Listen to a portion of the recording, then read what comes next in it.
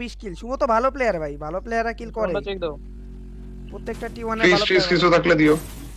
গ্যারিসনে 3টা প্লেয়ার ছিল, আবার পেট দিব। ভালো পেলে দুইবার ন্যাশনাল চ্যাম্পিয়ন মারবে। এই ভাই মূল সমস্যাটাই এটা। আর স্কিপ ব্লেড শুভকে নিয়ে এই কথাটা বলছে যে ভালো প্লেয়ার হইলে 2বার ন্যাশনাল চ্যাম্পিয়ন হতো। আর বেলেট এই কথাটা বলছিল কুট্টুসের লাইভে। ভাই বেলেটের বোঝা উচিত, ওরা এখন ভাইরাল ভাই, ওরা এখন স্পোর্টসের মধ্যে সেরা একটা দল, আরএসকে টিম থেকেও বিলং করে।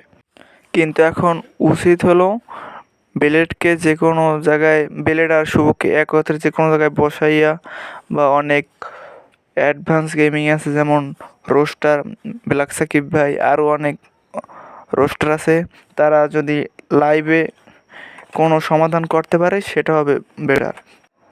তারপর ভাই কিছু অডিয়েন্স আছে ওদের মাঝখানে ভাই টিকটকে এই যে ভাই এই ধরনের কিছু পিক দেয়, কিন্তু ভাই এইসব অডিয়েন্সের এইসব করাই উচিত না ভাই, কারণ ওরা দুজনেই বাংলাদেশের রাশার, মানে দুজনেই দুজনের দিক থেকে বেস্ট। আর যার কমেন্টে 0 লাইক থাকবে, কোনো লাইক থাকবে না, তাকে একটা মান্থলি গিভওয়ে করা হবে। এই এখনই কমেন্ট করুন। ধন্যবাদ।